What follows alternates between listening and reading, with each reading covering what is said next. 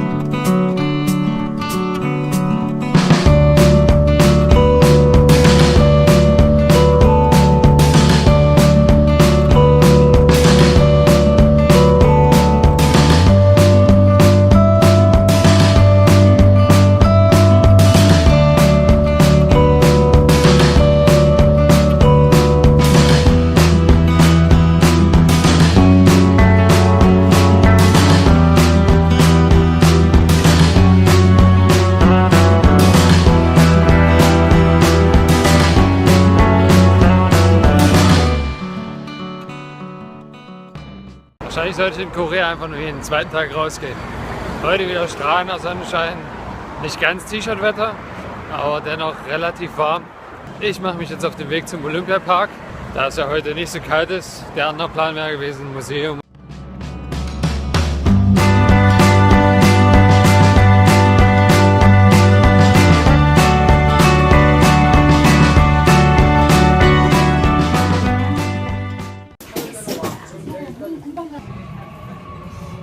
So, das war mein erster U-Bahn-Ritt für heute. Das war wirklich ein Ritt. Das waren knapp 40 Minuten.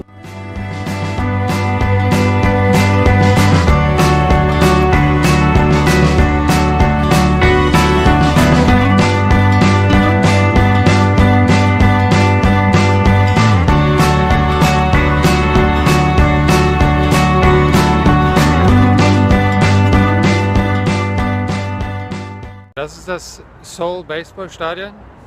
Samstag oder Sonntag waren ja Finalspiele.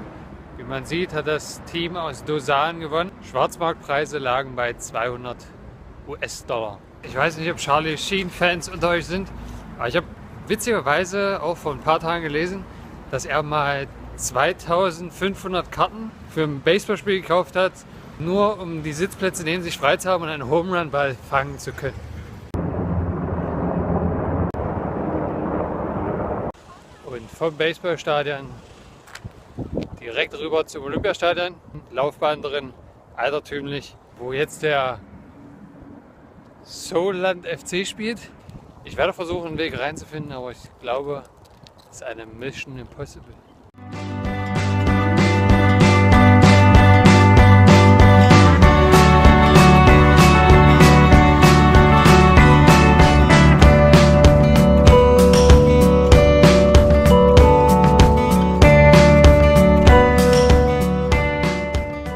Zu den zwei aufeinanderfolgenden Olympiaden in München und Montreal gibt es übrigens eine interessante Geschichte. Zurückzuführen auf das Attentat in München 1972 gingen die Sommerspiele nach Montreal 76, weil Montreal einen Plan aufstellte, der das olympische Dorf über ein Tunnelsystem verbunden war mit den Spielstätten. Also Stadien, Schwimmhalle. Das hieß, die Leute mussten nicht auf die Straße und dadurch hat Montreal den Zuschlag bekommen.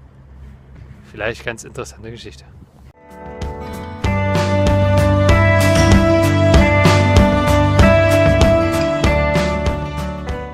Wrestling als olympische Disziplin. 1988 gewann Jung Nam Kim Gold im Weltergewicht.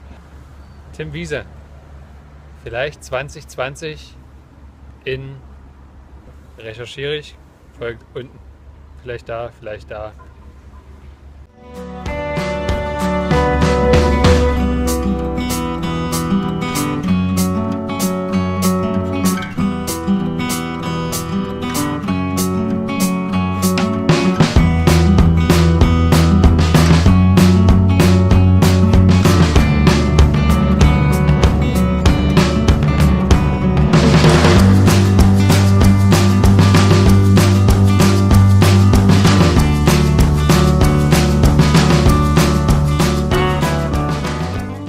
Hier mal die olympischen Maskottchen in der Übersicht. Deutschland sehr kreativ.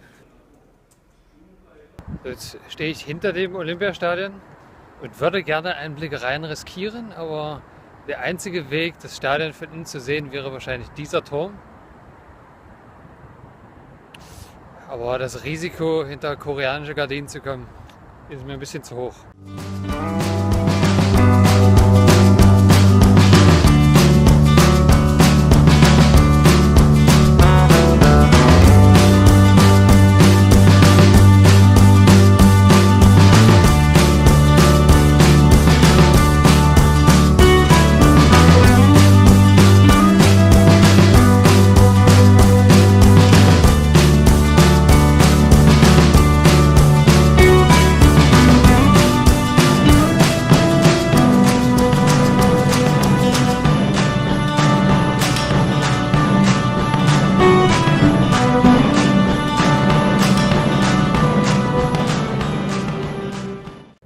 Junge.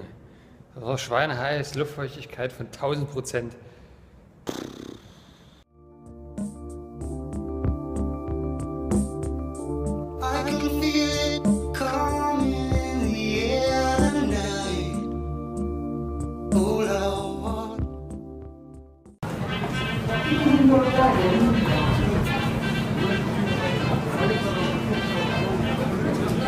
Das ist das Lotte Center. Eines der größten Gebäude Südkoreas, ich glaube sogar das größte. Und es ist ungefähr x Meter hoch. Der größte Teil innen drin ist ein Shopping Center. Und was oben ist, sind wahrscheinlich Bürogebäude. Also ich kann mir nicht vorstellen, dass man bis oben durch shoppen kann. 잠시만 기다려 주십시오. 송파구천 교차로 뭉촌 토성역 방향 횡단보도입니다.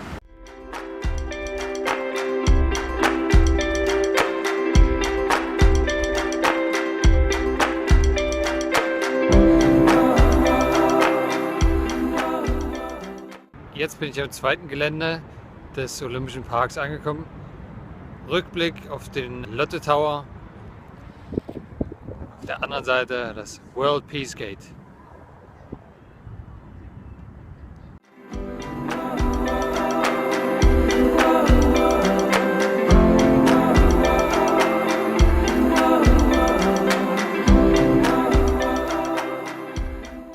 Das ist übrigens auch noch eine komische Angewohnheit aus Südkorea. Sie schaffen es immer wieder, die Karte zu drehen. Nicht 180 Grad, mal 90 Grad, andersrum. Jetzt in dem Fall bin ich da oben gestartet und habe die Karte in dem Fall 180 Grad andersrum gesehen und bin jetzt hier, kurz vorm Velodrom. Infomaterial 90 Grad gedreht. Hinter mir ist das Velodrom. Ich hätte nicht gedacht, dass es ohne Dach ist. Dieses Velodrom das erste seiner Art war mit Brettrollbahn.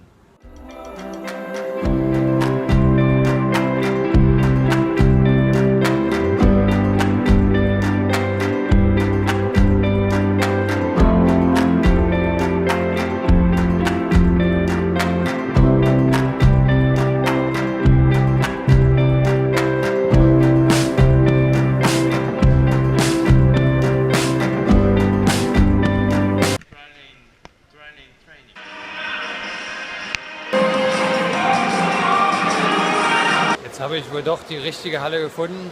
Sieht alles ein Stück weit moderner aus. Da hinten sieht man auch die Olympioniken von morgen. Während unten die Olympioniken von gestern spielen. Was ich allerdings vermisse, sind Sitzplätze. Wahrscheinlich waren die Tribünen hier irgendwo aufgebaut oder auf der anderen Seite, aber da ist auch nicht viel Platz. Und alles, was hier ist, kann man nicht wirklich als Tribüne bezeichnen.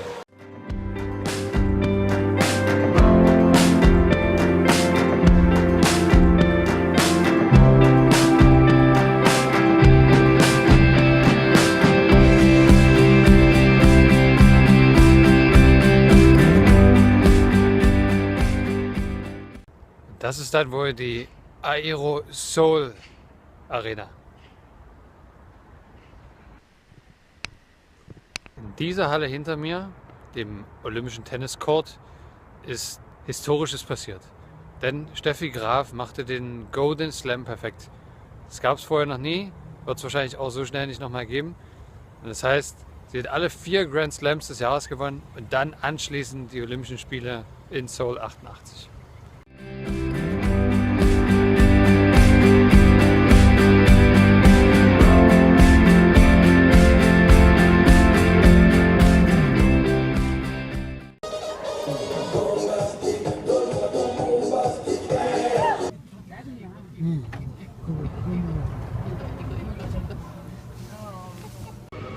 So, dann war das jetzt wohl meine erste offizielle volle Metro-Erfahrung. Alle essen unglaublich viel Fisch und trinken viel Alkohol und die Mischung ist richtig ekelhaft. Fühlt sich gerade ein bisschen so an, wie nachts durch Oldenstedt zu laufen. Bisschen gruselig, ich weiß auch nicht, wohin es mich führt, aber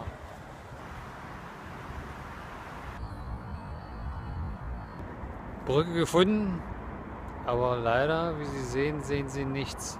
Schöne Brücke dennoch, aber das Wasserspiel bleibt aus, vielleicht alle volle Stunde. Das wäre die Brücke. Und das Witzige an der Sache ist, dass die Operation Period bis zum 31.10. geht. Und wir haben heute den 1.11. Das hinter mir sind die sogenannten Floating Islands.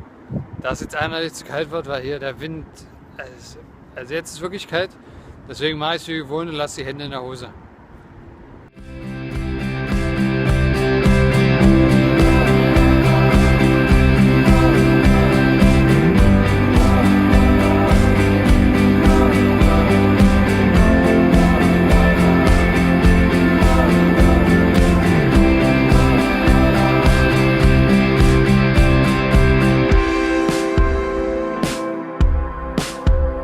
Mein erstes koreanisches Barbecue. Ist relativ teuer für ein bisschen Fleisch, aber $11 für. Natürlich alles aufgegessen, war echt lecker. Besonders der Krautsalat war super mit dem Dressing drin. Das Bier schmeckt wieder, der Grill lodert noch und ich bin fertig.